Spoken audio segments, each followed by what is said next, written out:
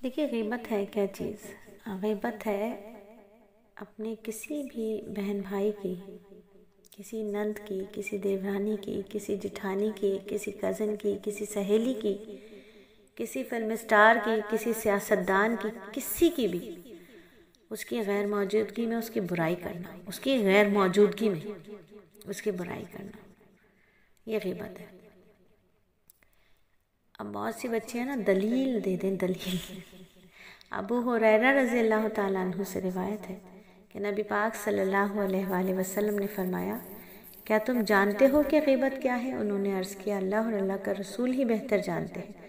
آپ صلی اللہ علیہ وآلہ وسلم نے فرمایا، تیرا ایسی چیز کے ساتھ اپنے بھائی کا ذکر کرنا جسے وہ ناپسند کرتا ہے۔ دریافت کیا گیا، بتلائیے اگر جو میں کہہ رہا ہوں میرا بھائی میں موجود ہو تو کیا پھر یہ غیبت ہے؟ آپ نے فرمایا کہ اگر تم جو کہہ رہے ہو وہ اس میں موجود ہے تو یقیناً تم نے اس کی غیبت کی، اور اگر وہ اس میں موجود نہیں ہے تو تم نے اس پر بہتان باندھا۔ یعنی وہ چیز ہے ہی نہیں جو تم کہہ رہے ہو یا کہہ رہی ہو، تو وہ تو بہتان ہے، اور ہو جاتا ہے بہتان۔ کسی کے گھر گئے، کسی کی بیٹی موبائل استعمال کر رہی ہے، پتہ نہیں ہے، لیکن وہ موبائل استعمال کرتے ہوئے ذرا سی مسکرا دی، اور گھر آ کر اپنی محفل میں بولا، فلانی کی بیٹی تو بڑا ہنس کے کسی سے باتیں کر رہی تھی موبائل پر، لگتا ہے کسی کے ساتھ کوئی چکر ہے۔ تو یہ بہتان ہے، کیونکہ پتہ ہی نہیں تھا نا، اور وہ ایسا کوئی بات ہی نہیں تھی، وہ تو اپنی کسی سہیلی سے بات کر رہی تھی، مسکرا رہی تھی، تو چکر کہہ کے بہتان لگا دیا۔ تو اس کا تو بہت اللہ کیا پکڑ ہے اور حساب دینا ہوگا۔ ہاں، باتیں کر رہی تھی، یعنی وہ بات کر رہی تھی، ہنس ہنس کے موبائل پہ بات کر رہی تھی، تو یہ کیا تھا؟ یہ غیبت تھی۔ امام نووی رحمہ اللہ فرماتے ہیں کہ غیبت سے مراد ہے کسی بھی آدمی کے پیٹھ پیچھے اس کا ایسا ذکر جو اسے ناپسند ہو، خواہ اس کا تعلق اس کے بدن سے ہو یا اس کے دین، دنیا، نفس، اخلاق، مال، اولاد، بیوی، خادم، اس کی حرکات، خوش مزاجی یا سرد مزاجی سے یا سخت مزاجی سے، سب اس کے برے ذکر میں شامل ہے، خواہ یہ ذکر لفظوں میں ہو یا اشارے کنائے میں۔ کتنا کر دیتے ہیں نا ایسا ذکر۔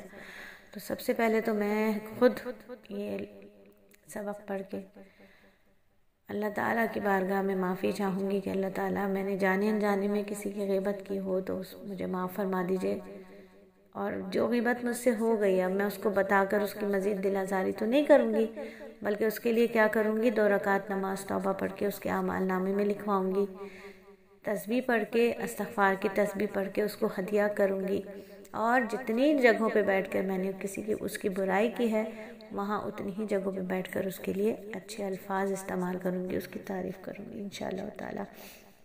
اب غیبت کی مثالیں کیا ہوتی ہیں کہ اکثر بھابیاں، بھئی ہم بھی بھابی ہیں، آپ بھی بھابی ہیں، ہم بھی نند ہیں، آپ بھی نند ہیں، تو اکثر جو ہے نا بھابی نند کے بارے میں کہہ رہی ہوتی ہے، نند بھابی کے بارے میں کہہ رہی ہوتی ہے، ساس بہو کے بارے میں کہہ رہی ہوتی ہے، بہو ساس کے بارے میں کہہ رہی ہوتی ہے، داماد بھی ساس سسر کے بارے میں کہہ رہے ہوتے ہیں۔ ایسے دودھ کے دھلے کہیں داماد بھی نہیں ہے کہ وہ اپنے ساس سسر کے بارے میں کوئی بات نہیں کر رہے ہوتے، چاہے وہ مذاق میں ہی اپنی بیوی کے سامنے ان کے والدین کے ہنسی اڑا رہے ہوں، مذاق اڑا رہے ہوں، تو وہ بھی غیبت ہی ہوتی ہے۔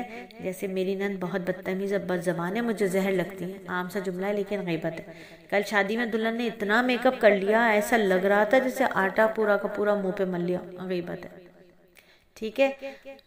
کسی کا بچہ دیکھا تو وہ فلاں کا بیٹا دیکھا پیدا ہوا ہے، اتنا ابا لگ رہا تھا، اتنا بڑا بڑا لگ رہا تھا، توے جیسا تو کالا رنگ ہے، غیبت ہے۔ تو غیبت کا تعلق حقوق اللہ اور حقوق العباد دونوں سے ہے۔